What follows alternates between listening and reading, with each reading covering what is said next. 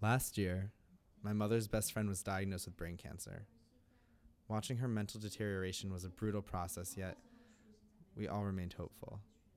However, as time progressed, we saw that she wouldn't make it in the long run. In February, she had a stroke, and her life remained on the fence for about a week before she passed away. One night during that time, I went out with a group of my friends to a party, but I couldn't enjoy myself with the knowledge that at any minute Jill could die. I got pretty drunk and didn't get home until around 4 in the morning, but I was upset, completely depressed about the idea of Jill's death.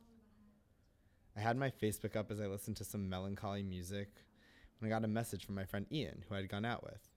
He asked why I was up. I told him that I was upset about Jill. He said, "I'm coming over now." I tried to tell him it was unnecessary. I was fine simply talking online, but he was insistent. He said that he was coming over, and then he was offline. I was surprised by how adamant he was. He was a good friend of mine, but I hadn't seen him that much lately, and I was unsure of what to expect when he came. He arrived at my door 10 minutes later. At this point, it was 5. He stayed up with me and sat me on the couch, comforting me.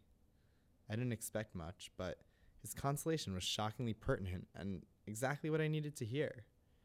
He told me about his own encounters with death, as his grandfather had passed away relatively recently as well. He hadn't been able to cope with the death until well after it happened, but he assured me that while Jill's death was sad, it was inevitable, and there was nothing I could do except to preserve her memory.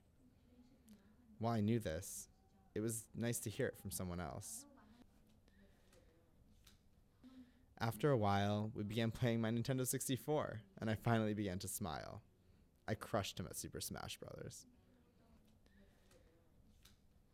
At 8 in the morning, he left as I fell asleep.